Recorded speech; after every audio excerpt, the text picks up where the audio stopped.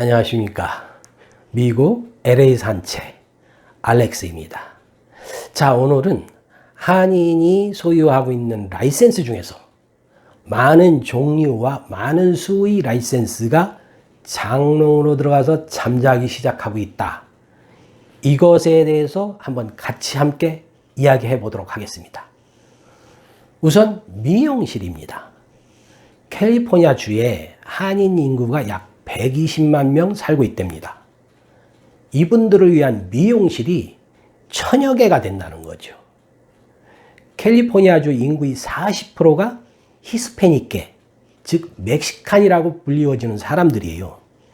이 사람들이 보유하고 있는 미용실의 17배가 된다는 거죠.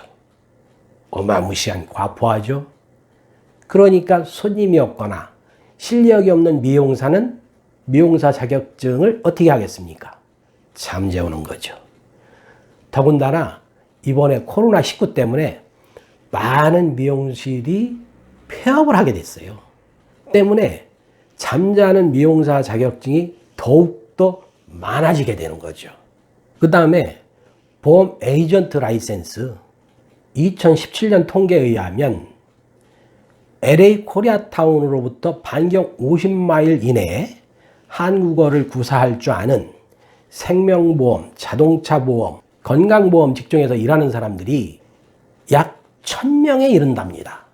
보험 일을 해보신 분들은 알겠지만 상품이 나오면 예비 고객한테 가서 설명을 해야 되고 그 설명을 고객이 이해를 하고 납득을 하고 받아들이고 사인을 해야 되지 않습니까? 굉장히 어려운 일이죠. 더군다나 보험이라는 것이 평생에 서너 개 들면 끝이잖아요. 즉 손님이 한계가 있다는 거죠.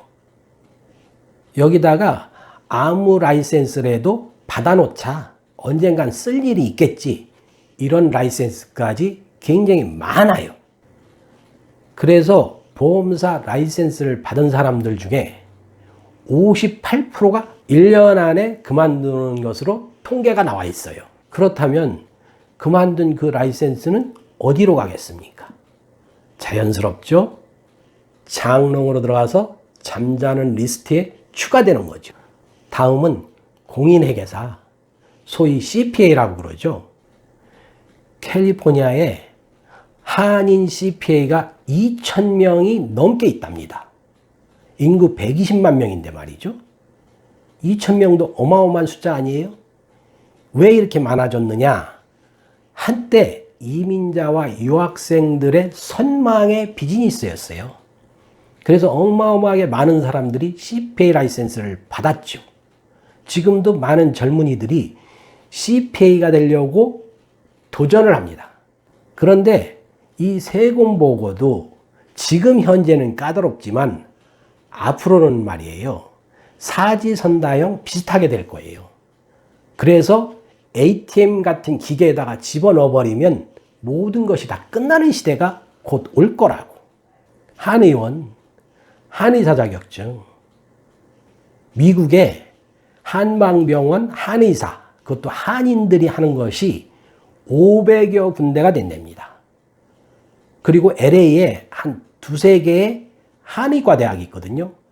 이곳에서 거의 매년 100여 명 이상이 졸업을 하고 이 중에서 85%가 개원을 한다는 거예요. 그러면 인구는 한정되어 있는데 계속 개원하는 한의사가 늘어나면 역시 과부하 상태 아니겠어요? 어쨌든 한의사분들도 먹고 살기 힘든 분들이 많아. 제가 주변에 보니까 다른 일을 겸업하는 분들이 많아. 어떤 일을 겸업을 하느냐? 건강식품 관련된 것들. 그래서 네트워크 마케팅 쪽에도 이분들이 일을 하고 있어요. 그러니 그러지도 저러지도 못하는 분들은 라이센스를 농에다 잠재울 수밖에 없는 거죠. 이번엔 한인 부동산 에이전트들이 이직률이 높아가고 있다. 이거에 대해서 한번 말씀드리죠. 미국은 최근 몇 년 동안 사상 유례 없는 부동산 호황기예요. 그러면서도 불구하고 한인 부동산 에이전트나 브로커들의 이직률은 점점 증가한다는 거죠. 지금 현재 부동산 한인 에이전트나 브로커들이 약 700여 명이 존재하는데 이 700여 명은 이직한 약 40%를 뺀 숫자예요. 그러니까 1000명이 넘는 거죠. 부동산 중개인 라이센스를 받고 나서 약 58%, 60%가 되는 사람들이 1년 안에 그만두고 나간다는 거죠. 뿐만 아니라 경력이 5년 이상 되는 부동산 브로커 중에서 약 43%가 이직한다고 합니다. 그렇게 되다 보니까 10년 이상 베테랑 부동산 한인 중개인은 약 17%밖에 살아남지 못한다는 거죠. 그렇다면 말이죠. 사상 유례가 없는 부동산 호황에도 불구하고 한인 에이전트나 브로커는 왜 감소하는 걸까요? 이유가 뭐겠어요? 간단하지. 돈이 안 돼, 돈이. 이 부동산 에이전트나 브로커들은 월급제가 없어요. 100% 커미션 제도예요. 1년에 거래 실적에 한 건도 없는 라이센스 소지자가 무려 25%나 된답니다. 그 이외의 사람들도 평균 연수입이 5만 달러 남짓, 월로 따지면 약 4천 달러밖에 안 돼요. 이 4천 달러에서 라이센스세 내야지, 광고비 해야지, 사무실 유지해야지, 차량 유지해야지, 뭐 남겠어요? 결국 한 달에 3천 달러도 못 번다는 얘기예요. 그러면 이 라이센스 또한 장롱으로 들어가는 거죠. 법무사 좋죠. 법무사가 몇 가지 종류가 있어요. 그 구분은 나중에 하도록 하고, 여기 LA에 법무사를 양성하는 아카데미가 있어요. 3개월 동안 약 4천 달러의 수업료를 지불하는데 여기서 지난 10년 동안 배출한 법무사가 무려 500명이나 된다는 거죠. 지금도 평생 할 수 있는 직업이라고 하면서 계속 학생들을 모집하고 계속 배출을 합니다. 근데 사실 법원에 소송하는 것만 가지고 그 일을 도와줄 목적으로 법무사 라이센스를 소지하려고 하는 것은 이제는 별 의미가 없는 것 같아요. 왜냐하면 법원 웹사이트에 들어가면 혼자서 민사소송을 할 수 있는 모든 방법이 제시되어 있어요. 그래서 한 3일에서 일주일 정도 고생을 하면 웬만한 민사소송은 다 할 수가 있습니다. 법무사 도움이 필요가 없어요.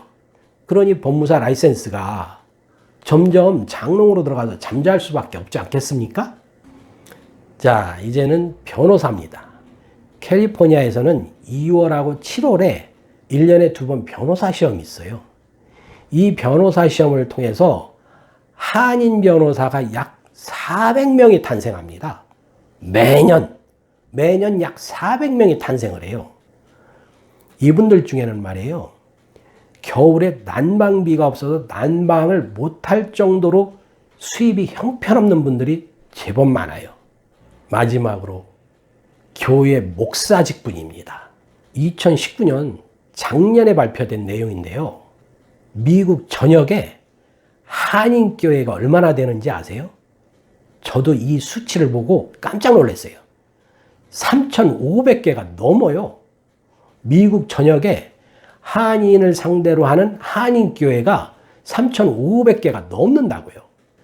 이 중에 3분의 1 정도, 약 1000여 개가 캘리포니아에 있습니다. 어마무시하죠?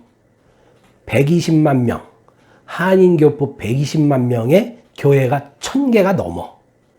여기다가 교회의 교인들의 연령층이 점점 고령화가 돼가.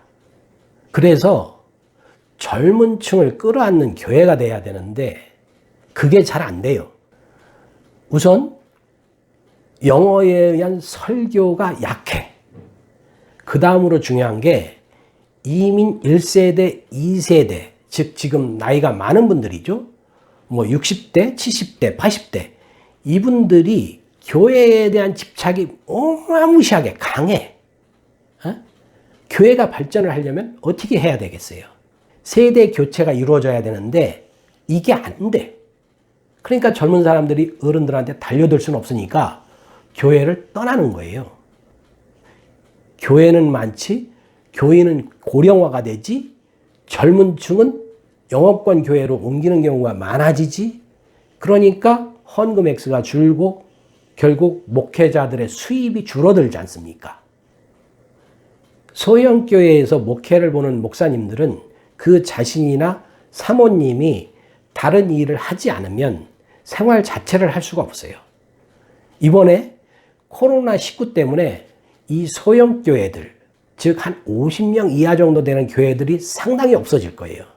지금 현재 캘리포니아에 존재하는 교회 중에 약 20%에서 30%, 이 정도 교회가 문을 닫지 않을까. 즉 캘리포니아주에 1000여 개가 되니까 약 200개에서 300개 되는 교회는 없어질 것이고, 결국은 그 목회자분들의 라이센스가 장롱석에 잠자는 라이센스 리스트에 첨부되는 거죠.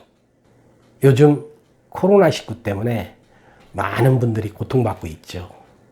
그런데 여러분, 오르막길이 있어서 힘들게 땀을 흘렸으면 시원한 바람을 맞으며 조심 즐겁게 행복하게 내려오는 길이 반드시 있어요.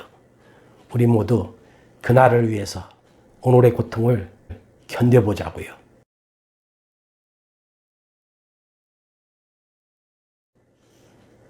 그리고 잊지 마시고 구독, 좋아요, 그리고 공유까지, 댓글은 사정없이 달아주십시오.